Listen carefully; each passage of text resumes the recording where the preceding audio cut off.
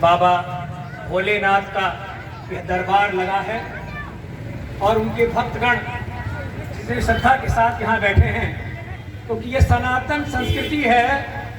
जितना श्रद्धा आपके पास होगी उसका दुगना भक्ति आपको मिलती रहेगी। यही सनातन की संस्कृति है, जो लेती कम है देती ज्यादा है। ऐसे भोले बाबा के दरबार में जो अवघड़दानी है, आशुतोष तुम अवघड़दानी आरती हरौ दीन जन जानी, जो दीन जान करके आपकी सेवा करता है उसके आप सारे कलेश कर लेते हैं। ऐसे बाबा भोलेनाथ के दरबार सजा है। मैं कितना अभिभूत हूँ मैं आपसे वर्णन नहीं कर सकता। और निश्चित तौर पर भाई मेरे प्रिय अखिलेश गिरी जी एक बहुत जुझारू, संघर्षशील, कर्मठ और योग्य नेता हैं। सभासद तो आपने इनको बनाया ही, अभी इनको और ऊपर तक जाना है। मेरा आशीर्वाद इनके साथ रहेगा। इनकी कृपा से आज बहुत दिन बाद हमारे बड़े भाई के रूप में आदरणीय जगदेव जी आज यहाँ मिले हैं। जहाँ हम लोग विपक्ष में हुआ करते थे इनके पास जाया करते थे, और विपक्ष के नेता होने के नाते भी ये हम लोगों का सम्मान करते थे, जलपान करवाते थे और हमारा काम करने के बाद ही भेजते थे। मैं उनको भी साधुवाद और धन्यवाद देता हूं कि जहां कहीं भी आपको इस सरकार योगी आदित्यनाथ के किसी भी कार्य में आपको आवश्यकता हो, निसंकोच हमसे कहिए, हम आपका सहयोग करेंगे। साथियों, अब माइक और मंच है, आपका साथ है, तो मैं दो बातें जरूर कहूंगा। सुमति कुमति सबके उड़ रही। देखो 2014 में आप सबका साथ मिला, सबका साथ, सबका विकास, सबका विश्वास और सबका प्रयास ने आज यह सिद्ध किया कि इसी हिंदुस्तान के लोकसभा में जब चीन के एफिडेविट्स आते थे या चीन का दबाव बनता था आपकी सीमाओं पर, भारत की सीमाओं पर, तो यूएनओ में एक पत्र जाता था। मेरे साथ बैठे हुए हैं वरिष्ठ आईएएस अधिकारी हैं, वह समर्थन करेंगे कि लोकसभा में प्रस्ताव पास होता था और यूएनओ के पास जाता था कि हमको हमारी संस्कृति चीन से मिलती है, हमारे लोग मिलते हैं। एनचेन यहाँ पहली बार आए थे, इसलिए त्राहिमाम होता था। आज क्या है?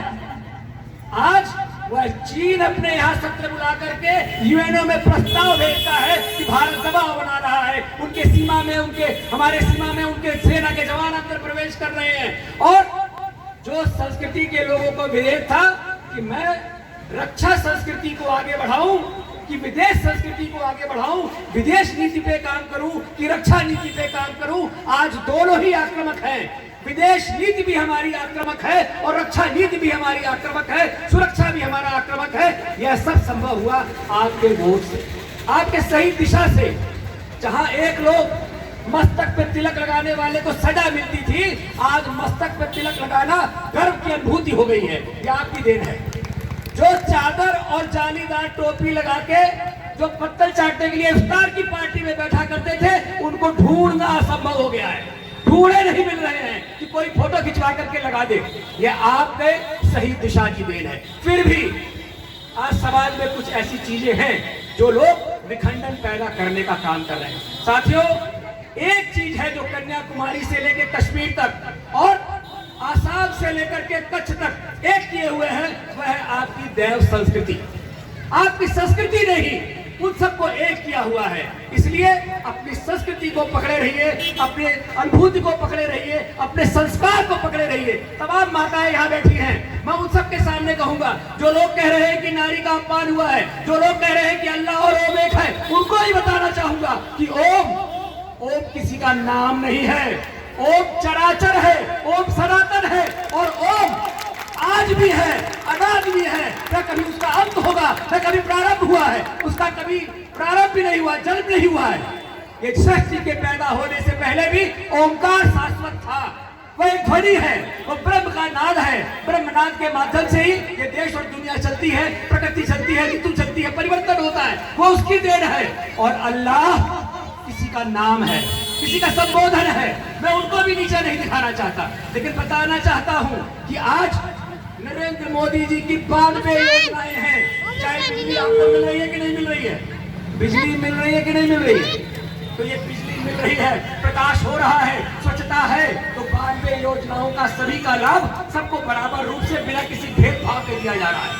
लेकिन कुछ लोग धर्म और संस्कृति को आप आगे बढ़ाते हैं।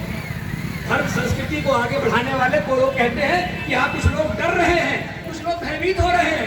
अगर हमारी सारी योजनाओं का लाभ बिना किसी भेदभाव के सबको दिया जा रहा है और एक भी दंगा 2014 से लेके आज 9 साल होने जा रहा है, कोई बताए पूरे देश में कहीं कोई बस्ती उजाड़ी गई हो, कोई दंगा हुआ हो, कोई फसाद हुआ हो? एक नहीं हुआ। तो डर किस बात का? हाँ, इसी राष्ट्र में जब न मोदी थे, न योगी थे, न भाजपा थी, तब धर्म के आधार पर देश को बांटा गया है, वो भी नहीं भूलना चाहिए। तो बांटने वाले को डरना चाहिए, बांटने वाले से डरना चाहिए, जोड़ने वाले से नहीं। तो बांटने वाली जो थी वह कांग्रेस आज आप सबको बता रही है, भरमा रही है। भ्रमित होने की जरूरत नहीं है। अपने बच्चों को संस्कार सिखाते रहिए। माताएं बताएं अपने बच्चों को ये घंटा क्या है, ये शक्र क्या है, ये शंख क्या है, ये पदम क्या है।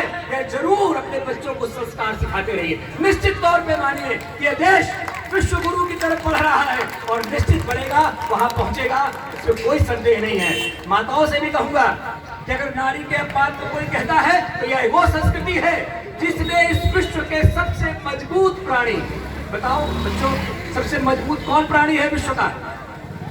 शेर, सिंह। जब सिंह दहाड़ता है तो बड़े से बड़े वन खाली हो जाते हैं। उस सिंह के ऊपर बैठाया हमने। हमारे देव महादेव बैठे हैं, जिनकी सभा में आप आए हैं, उनके पास 4 हाथ हैं और माँ दुर्गा को हमने 8 हाथ दिए। इसी संस्कृति ने दिया। महादेव के एक हाथ में 3 हाथ में शस्त्र है, एक हाथ में कमंडल है। इनको हमने 8 हाथ में शस्त्र दिया और तब भी हमारा मन नहीं भरा। तो देव संस्कृति ने सबसे बड़े राक्षस देवासुर को उनके चरणों में गिरा दिया, उसके ऊपर भाला लगा दिया। तो हमने तो नारी का सम्मान सीखा है। हमने कन्या का पूजन वर्ष में 365 में 18 दिन कन्या का पूजन करते हैं। ये वो संस्कृति है। यहाँ मदर डे नहीं होता, रोज माता को प्रणाम होता है। इसलिए मैं आप सबसे करबद्ध निवेदन करूंगा। भाई अखिलेश गिरी ने बहुत शानदार कार्यक्रम किया है। मेरे पास समय का अभाव है, मुझे दूसरे कार्यक्रम में पहुंचना है। निश्चित तौर पर इस वार्ता को पूरा करने के लिए एक बार पुनः आपके बीच में आऊंगा, लेकिन आप सब अपनी बात को याद रखें, देश संस्कृति से जोड़े रहिए। निश्चित तौर पर का निर्माण संस्कृति से होगा। जय हिंद, जय भारत।